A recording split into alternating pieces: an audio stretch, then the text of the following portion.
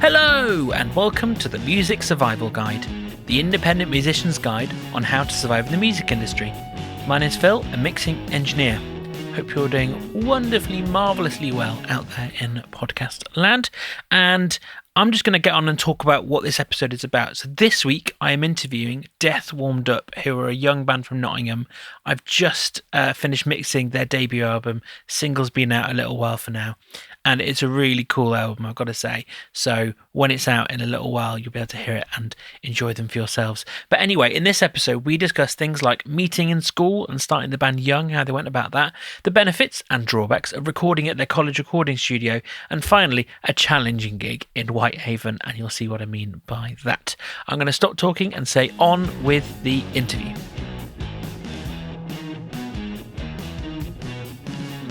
So, today on the podcast, I am joined by Death Warmed Up. How are you all?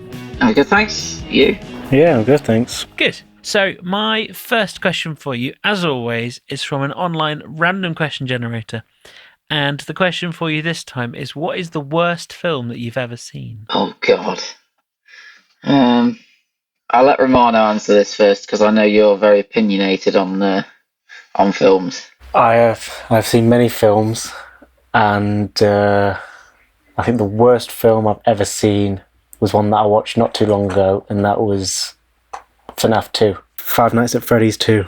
Oh, right, okay, yeah. I don't really watch that many films, to be quite honest with you. I tend to spend most of the time doing band work and playing guitar. But it's probably something like, I don't know, something like Frozen that just really gets on your nerves. I mean, look. The only reason I would ever defend Frozen is because my 3.5-year-old is absolutely in love with it. Aww. She cannot get enough. So, in fact, when this podcast goes out, the week after, we're at Disneyland. Oh! And she doesn't know yet, so I don't know how that's going to go. It's going to be exhausting. Well, don't let her see this then. Don't let her see this. Well, she's 3.5, so I don't think a podcast is quite her... Oh, you never know. They're advancing. I'm telling you. Start young. For my first real question, I guess, how did you both get into music in the first place? I don't really. I started playing guitar in school just through like school classes and things like that.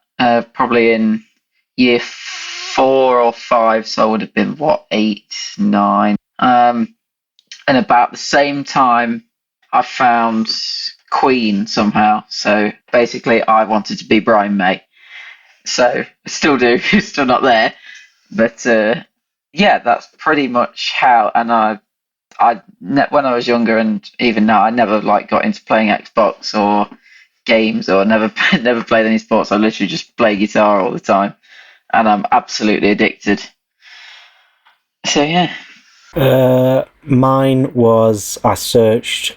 It's pretty boring, really. I searched really cool guitar songs when I was a kid. I think I was I don't know, maybe again 8 or 9, and Killer Queen came up, and I heard the bass line by John Deacon, and I was like, yeah, that's cool.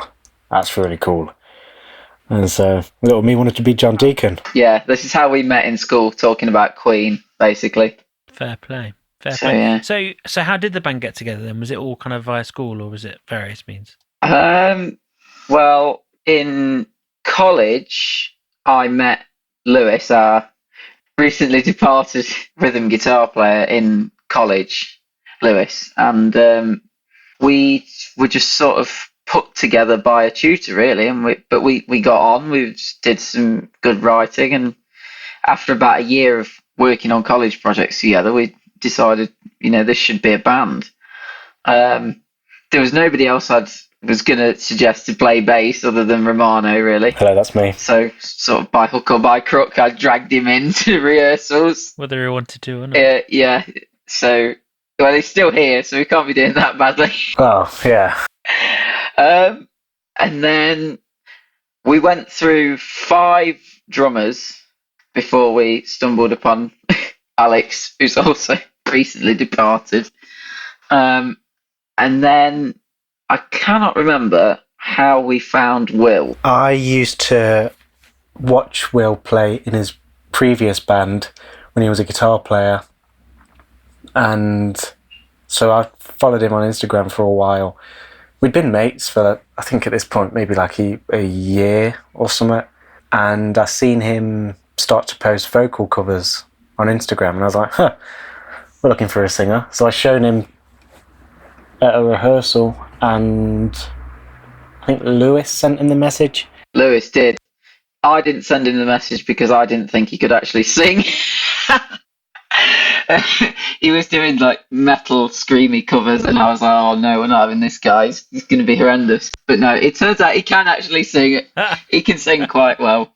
So yeah, I was proven wrong. You're damning with faint praise there. Yeah. He can sing quite well. He's not here to defend himself, so you know, I'm sure he'll be fine. I was about to say, yeah, we can just let rip. He'd say the same about us, so don't worry. Don't know if I want to give him a right of reply. So it sounds like you met quite kind of organically then. It wasn't. Yes. Yeah. Oh, and Alex, sorry, I should say, we just found him through. We'd signed up to all the like band mix, find me a band kind of things, and we found him through that. I think he was only 15 when he joined, but no, let's leave out the age. Oh no, he might have been 16 to be fair. I can't remember, but anyway, he was younger 16. Than us all. But it was a good fit at the time, and we didn't have any other choice. But neither did he. Do you think he was 16 for the purposes of being able to play in venues? Yeah, yes, 16. Definitely, he was definitely 16. Definitely. In fact, he was 18. He was so much older than us. Yeah. Oh well, there we are then. So where did the band name come from? This is not something I've thought about actually. There's a film called Death Warmed Up. No, it wasn't the film. So I quite like old TV shows, old series, and I was watching. I'm not sure if you're familiar with One Foot in the Grave, and Victor Meldrew, the main character, just said it one day. I was like, oh, that sounds like quite a good band name, and everyone just sort of went with it, and we had thoughts about changing it earlier on in our journey, but we never got around to it, and it's sort of stuck, really. So basically, you saw it at the TV and went, yeah, that sounds like a good name. But it's pretty much, yeah. Oh, so, yeah. So where do you guys rehearse? Do you have like a dedicated space? Do you rent out a rehearsal room? How does that work for you? So we used to do a lot of the stuff in our college and uni, which was Confetti in Nottingham. Which is where we would do a lot of the songwriting with like myself and Lewis and Will. But full band is always Magnet Studios in Nottingham. Best rehearsal studios I've ever been in. Rob is a very good guy, really helpful. And it is... Shout out, Rob. Yes, Rob at Magnet Studios.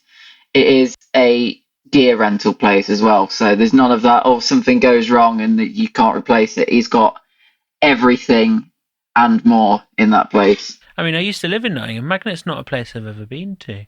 Kind of wish I had now, looking at it. It's in Snenton. It's a bit of a trek from Beeston, to be fair. Yeah. Beeston is where I used to live, in Nottingham. But that's not a detail that particularly matters right now. But never mind. Sorry. Cool. No, don't worry. It's all part of the texture and experience of the podcast.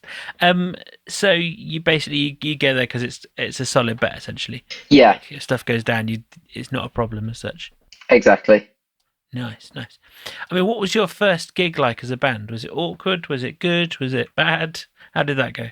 I can remember that we only played about 6 songs because we were three of us were too young to be in the venue past 9 o'clock. Yeah, I can't really remember. We didn't have a clue about what was going off. Like, we was just going through sound check and then wondering why we couldn't hear ourselves when we was playing, and it's massive learning curve. Yeah, do you remember anything else about that, Marno? No. I remember turning up and leaving. Just a big space in the middle? No, nothing in the middle. Wow. Who knows? Yeah, it wasn't really very eventful, to be quite honest. I don't think. So who knows what happened? No, I do remember that after we did our first few gigs, we sort of stopped for about 4 months because we realised that we probably need to rehearse more and need more material than just like 6 songs. So yeah, Fair enough. So you kind of paused and went, right, let's get a proper full set together. Yeah, yeah. that's fair. I mean, have you had any like Nightmare Experience gigs, or have they all been Oh, pretty good? have we? Hell. Yeah, we've had our fair share. Do you want to tell them about the one far up north, Romano? Which one was that? Whitehaven. They're all awful up north. Oh, with the sound guy who Yeah. was there but not really there, and yeah, and taking equipment to next door. Well, What happened in Whitehaven? the sound guy was there but not really there, if you get what I'm saying. Like, I think his mind was in some universe floating somewhere, and he was just there in physical form. It was horrendous to play. The support band did about 2 encores. They wanted to use our gear, which we said no. The monitors were being used in a venue down the road, which the same people owned, and the same sound guy was working at at the same time. 2 gigs. Yes, and At the same time. yeah, at the same time. And so there was no monitor, so we couldn't hear ourselves. The stage lights were broken, so it was pitch black, so we couldn't see what we was doing. The PA was woefully underpowered for what the venue was, which meant we just had to crank our guitar amps so loud, so you could hear absolutely nothing on stage except painfully loud guitars. But I mean, as a guitar player, I like really loud guitars, but when it's so loud that you don't know whether you're in time with the kick or not, that's a bit too far. And our poor singer who never wears earplugs. Yeah, Oh. I know. Yeah, we haven't really had many bad experiences on our first tour with Stop Stop band who took us out. We travelled to Edinburgh. We played in Bannerman's, great venue. We turned up at about 4 o'clock, ready to load in. It was absolutely jam packed. 5 o'clock comes. This was in December. Storm something or other is coming in. Everyone in Edinburgh and some other surrounding cities should go home and not come out the night.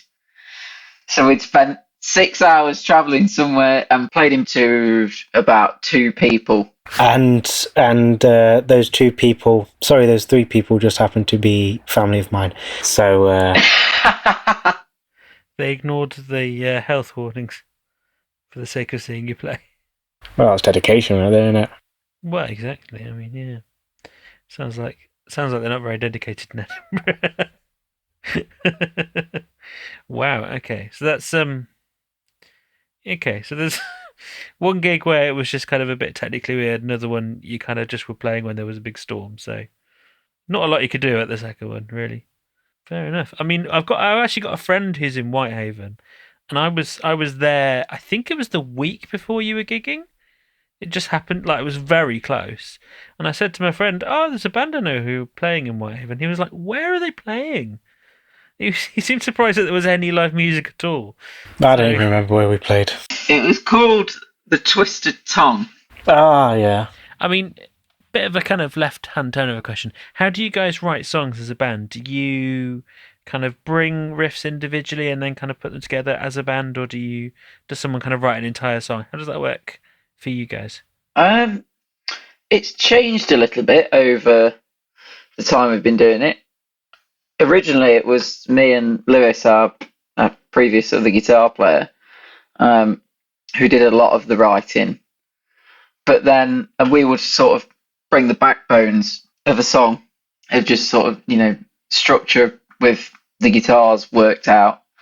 But then as we sort of had a bit of a shift in genre, not really that was intended, it just sort of happened and it felt right for all of us, except probably Lewis. But so when that happened, it was mainly me and Will would work out the backbone of the song with the guitars, but also have the lyrics and the vocal melody on that, because we felt that it was more important to have the vocals and the guitars as the backbone than to have, two guitars where maybe the vocals wouldn't take the front position.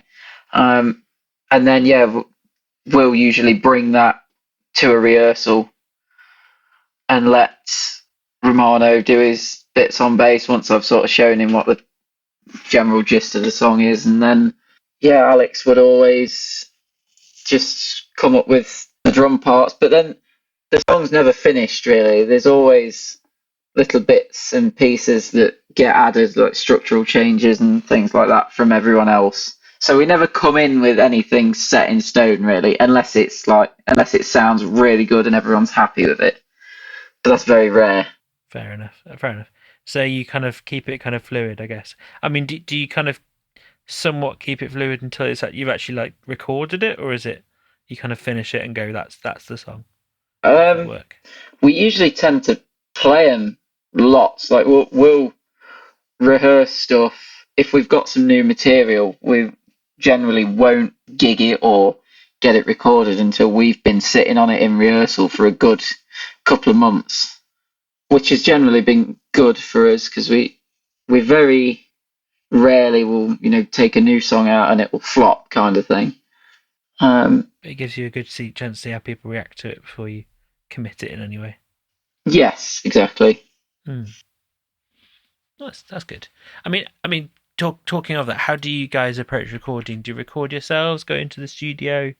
How does that work for you? The album, our debut album, Wildcard, coming out 17th of April.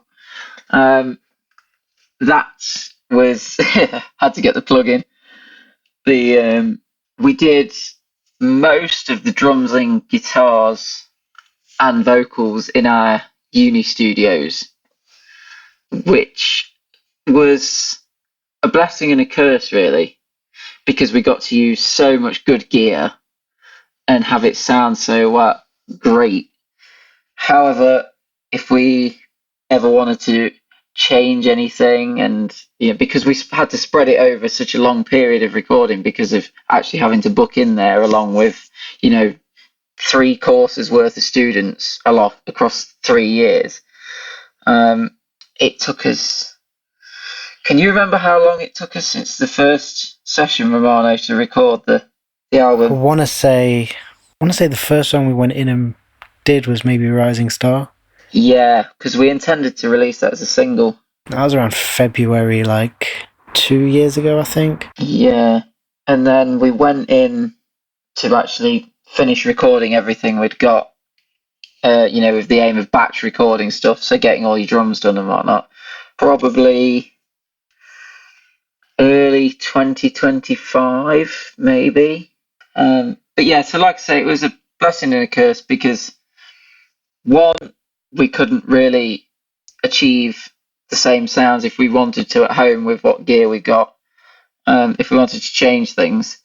And 2, because it had been spread out over such a long period of time, we'd been playing the songs ourselves, especially some of the newer stuff, and playing them live and changing little bits, or even if it's just things like changing the guitar solo or whatever. So we would go in and change bits and pieces, but it all came together in the end, and I'm really happy with what we did. Cards on the table. I mixed it, so I enjoyed it. Did you? No way. Yes, I did. Yeah. I'm glad you're so surprised by people enjoying your music. That's one happy customer at least. Well, I mean, yeah, it's funny, isn't it? Because as we're recording it, nobody's heard any of this, so it's all a bit of an unknown, I guess, for you. Yeah. How are you feeling about it? Because as we record, the first single's coming out on Friday, and that'll be in about a month ago from when you're listening to this. So, how are you feeling about that? I'm really excited, to be honest. Yeah, I'm looking forward to it. It's an alright song, isn't it? It's an alright song. I know, it's good, isn't it? Do you know what I mean? So should quote that. Romano O'Reilly 2026. Gods of Rock and Roll is an alright song. That's an alright song, isn't it? Put it in the EPK. That's what you want to do. Yeah. No, I'm really excited. We've spent a long time getting this to sound right, and we've been sitting on the material for a long time as well, and we've been playing it live for so long, and people are asking us, you got any CDs and stuff like that, and CDs. And we've got a fantastic. People are asking you for CDs. I know, what year is it? 2006. Honestly, people are asking for CDs. Honestly, they really are. Make some cassette tapes. That's what you want to do. Yeah, that's a good idea, actually. But yeah, so we've got a fantastic PR campaign as well, so hopefully that's pushing it. It's already had some radio play. Oh, has it? I didn't know about that. No, you do. And yeah, it's had some radio play. I think ERB Radio, Emerging Rock Bands Radio, has played it, and it's in heavy rotation on Amazing Radio at the minute. So yeah. Because it's something I've not really talked about on a podcast before. How do you submit your music to radio stations to play? Like for a band who maybe are thinking about it but have never tried. To be honest, I can't tell you because the PR company who's dealing with it has done it. Dealt with all that stuff. So go and get a PR campaign from Sam PR. Really good, really helpful. And then you can access that. Fair play. Yeah, definitely. At least keep you honest. It wasn't you guys. So how is the band managed? Is like one of you kind of in charge? Do you share out tasks? How does that kind of thing work? It's generally me who does all the sort of admin things and booking and whatnot. And yeah, every decision is a group decision. Though there's none of the sort of, you need to be here and play this gig kind of thing. It's always what does everyone want to do, but it's generally me pushing the stuff. We all have input on the decisions, like I say, and the technical stuff, the website. Alex, our previous drummer, he did the website because I'm hopeless with technology, and all the video editing and stuff Will, our singer, does for the content, but it will generally be me doing all the Instagram posts and stuff like that and getting in touch with people. But a lot of stuff has sort of been built up over time. Like we rehearse every 2 weeks when we're not as busy on a Thursday night at the same time in the same room, in the same studio. And that goes up to once a week when we're, gigging fairly heavily. So stuff just sort of keeps going, really. That's fair. I mean, is the admin side of it something you enjoy, or is it something you endure to get to do what you want to do, if that makes sense? I don't really enjoy it, to be honest. I do. I enjoy some of it. I don't mind. I like talking to people and stuff, but when it's tedious is when it sort of gets on my nerves. And especially when, you get home from work and then you've got another 3 hours worth of emailing and sorting out recordings and stuff to do. It's but like you say, you endure it to be able to do this, which is what I always want to be doing. You mean you didn't enjoy the recording? I enjoyed the recording. I didn't enjoy sorting through all the Logic files. Oh well, yeah. I mean, I'd say sorry, but I couldn't mix it if you didn't do that. No, I know. Yeah, that did take quite a long time, just making sure everything was labelled and stuff, and because we did so many layers and whatnot, and some of the songs we recorded obviously in uni, but we had some of the tech students engineering, and yeah, they never deleted a take basically, which you can imagine was horrendous, especially when we're trying to get something like the guitar solo down or whatever. That's really difficult. Why do they not delete takes if they're not the right ones? I don't know, because that's what they were told not to do by their tutors. So I don't know what they're trying. I don't think they do. No, I don't either. So when they send you a song and it's like,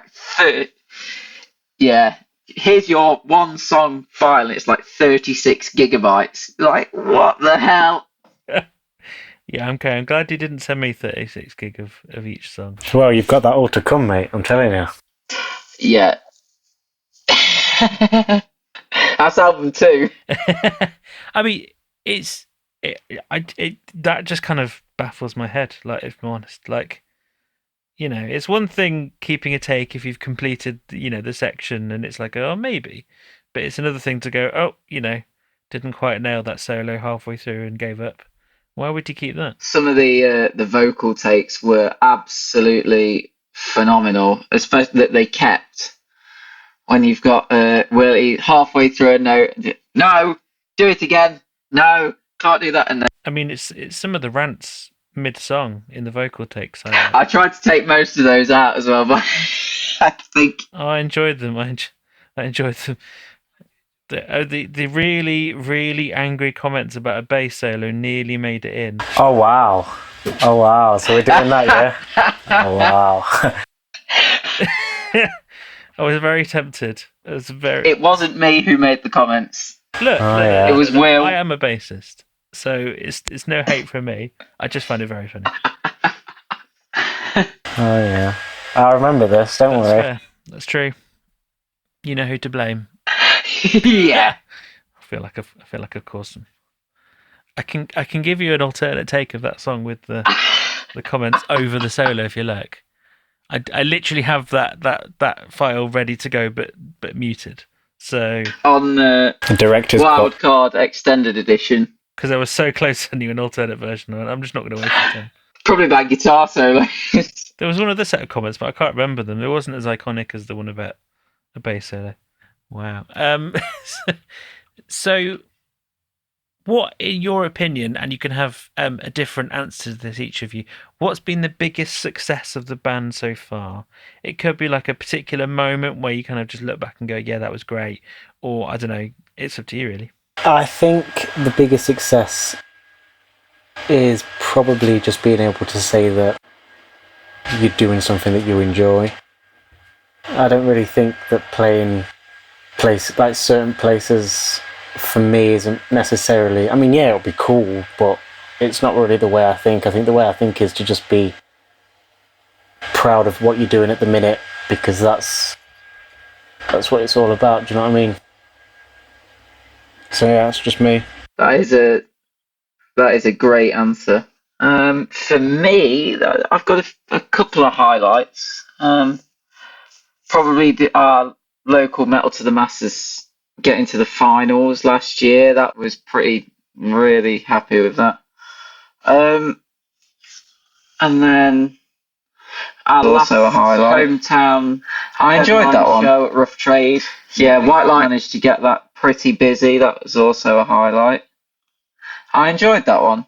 So yeah, maybe not what was the biggest success, but probably a big shift in the way the band went was when we first went to Liverpool with White Lightning. That was really pivotal because it got us out of Nottingham for the first time. And then we've never been afraid to, travel and play since. All the way to Whitehaven. All the way to Whitehaven. Yeah, I mean, yeah, it's totally true. It's like, it's one thing playing within your kind of scene in your area, but it's another thing in, someone trusting you on the other half of the country or whatever. That's quite a moment, isn't it? Yeah, it certainly is. So it's been a long day. What goals do you guys have for the band for the next 6 months to a year or so? Kind of looking forward, what are you thinking is the main objectives, I guess? Find a drummer. If we haven't already by the time this goes out. I think definitely go full pelt with doing as much for the album as we can. Whether or not that includes playing live with the band situation or lack thereof. We've got a couple of bigger things booked for this year. We've got HRH Sleaze at the O2 in Sheffield. That's a nice one to look forward to. That's in September, so hopefully we'll have someone booked, a drummer for that. Steps are probably get on with album 2 because we've got pretty much the whole thing written, I think, bar one song. And then we've been thinking about, sort of management and just someone to sort of help us go to that next level, really. So that's definitely on the cards. Yeah.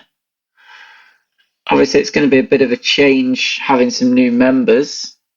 So we'll see where that takes us, I guess. We never know who we're going to find. Neil Peart. You're going to get Neil? Yeah, he's a bit dead.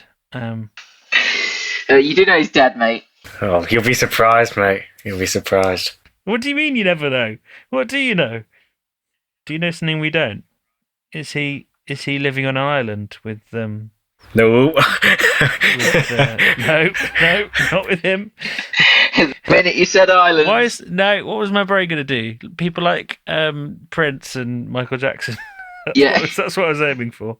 Anyway, it is my podcast. Let's not talk about that anymore.